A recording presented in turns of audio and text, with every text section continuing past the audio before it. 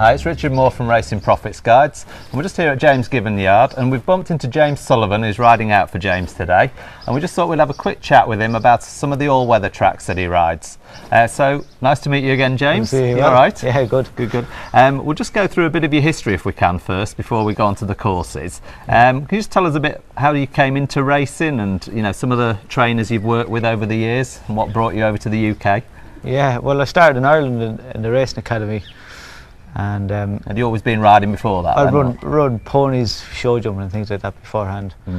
I just went there for a year and learned about racing, then went to a yard in the Curragh in Kildare and worked there for 4 years. Who did you work for at the Curragh? A trainer called James Burns. Oh right, yeah. I had about 10 winners in Ireland. Oh right, good. And then all on the flat, or did you do any jumps racing? I did a bit of jump racing. I was only light. I was very light, so I had three rides over hurdles. It was just for experience, and I enjoyed it, but I stayed on the flat. Stayed on the flat, yeah.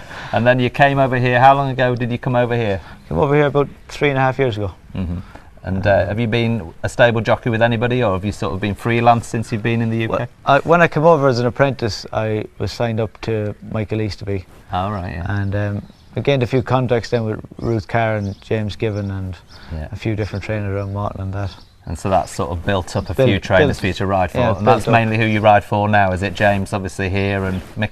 Do you still ride for Mick Easterby? Yeah, still ride a bit for Mick Easterby and still for Ruth Carr. He had a couple of winners the other day for Ruth, didn't you? At first, yeah. Yeah. So, and then you ride on, obviously, the flat here in the turf, and you do carry on right through the winter, don't you? You go through. I stay in for the winter and ride in the all weather as well. And predominantly it's Sutherland, Wolverhampton is your area, but you do go down south a bit, do you? The occasion, I go down to Kempton and Lingfield, but mostly Wolverhampton and Sutherland. Yeah, and you've had a lot of success. How many winners have you had this year?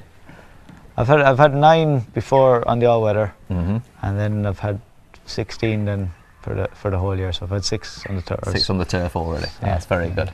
Okay, thanks for that. All right, James, let's talk a little bit about Lingfield then. Obviously, you've ridden the poly track down there a few times. It was relayed last year. Have you ridden it since it's been relayed? Yeah, I've ridden it a few times, not many, but it's riding a lot. It's still a quick track. Is it? Yeah. There's probably less kickback though than there was on it. Was it quite a lot lighter, do you think? A lot lighter kickback, yeah. It was quite tough now there before they relayed it. And the main difference, obviously I've walked around the track there as well, and I think the main difference is how undulating Lingfield is, isn't it? Yeah, it's very surprising for a poly track. You expect them to be level, but Lingfield, it does have a hill down into the straight and up. So the mile, the 7 furlong, 6 furlong, you're starting downhill, are you? Or the mile's a bit level? From you're going up around the back, and then when you're coming down into straight about 3 furlongs out, so it comes down around the last bend. It's quite a sharp bend, that one, coming into the straight, quite a sharp bend, yeah, and they go quite quickly around it. Yeah, so the sprint course, there's the 5 furlong and 6 furlong, and they come up. They have one bend. The 5 furlong has like a spur, doesn't it? There. Yeah, the 5 furlong is a bit of a shoot, so I've into a bit of an elbow, and then straight down the hill and into the final bend. Into the final bend, yeah. So very sharp 5 furlongs. Very quick 5 furlongs, yeah. And what's the most important thing when you ride in there? Is it to get position again, or just come off the pace? Yeah, and keeping balance as well. Like it's quite. They're going at nice speed. They're going downhill into the bend. It's just try and keep them balanced around the bend and keep going forward, and then get your run up the straight. And the 6 and 7 furlongs, is it the same there? Because you've got 2 bends then to negotiate. You've got 2 bends. The 6 furlongs, you're very quick into a bend. Yeah. And you sort of have to be sharp away and get into your position. And is that downhill as you come out of the stalls as well? So it's slightly downhill, yeah. So you get some real. Again, is it a low draw going to favour you there, or do you think you can still come round wide? If you've speed, you have enough time, I think, to get in. Because after that first bend, there is quite a straight there. There's a bit of a straight into the final bend, yeah. And then you come down the hill, as you say, and swing into the home straight. Yeah. Because you do see quite a few jockeys. I don't know if you do it where they come a bit wide around that bottom bend. Well, sometimes when they go quick in front and they start to come back, they stack up a bit behind. Sometimes it does help you if you run off that bend a little bit, because you come quick down into it.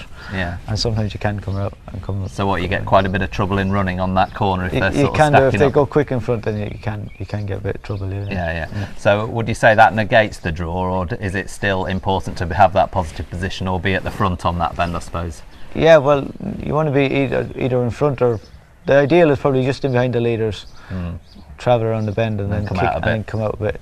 kick from there. Yeah. And what about the mile? Have you ridden many mile races? I haven't ridden there? a lot of distance races around there, but it seems fair to go quite quickly. You know, they don't muck about there. They go good gallop there. But on the longer races, do you think that uphill section does have a bit more stamina requirements in horses? Yeah, up around the back and that you climb up the hills. But sometimes it helps horse relax as well. But having that uphill, climb. getting them steadied into it, and then you can ride a race then from there. Yeah. And what type of horse there? We talked about the other courses where you think that a fast nippier type does well there. Do you think at Lingfield it's more of a galloper, or is it again a fast nippy type? It is, yeah. You can get away with it though in Lingfield, as long as the handle. I think the main thing is trying to handle coming downhill and into the bend. Yeah. You know, you don't want a big leggy sort of a horse. You might just struggle coming around the bend. But so was form transfer well from the other two polytrack courses to Lingfield, or do you think it is quite unique because of the downhill and the undulations? Yeah, most horses seem to handle it though. Seem to do it would transfer, but it is a unique track though. I've never ridden around an all-weather like it. And obviously it's left-handed there, isn't it? Yeah, so, it's left-handed. Yeah. So the right-handed form from Kempton, would that transfer to Lingfield, do you think? Or? Yeah, well, sometimes it depends on the horse really. Some horses they like going right-handed, some like going left-handed. And you do seem to find that horses go between the two tracks. They go between, down there, because you're leading on different leads and that, and some horses prefer to lead on the right and on one leg and on the other. Yeah, that's great. Anything else you think about Lingfield that's quite unique, or anything you think people watching this would want to know about Lingfield when they're watching racing there?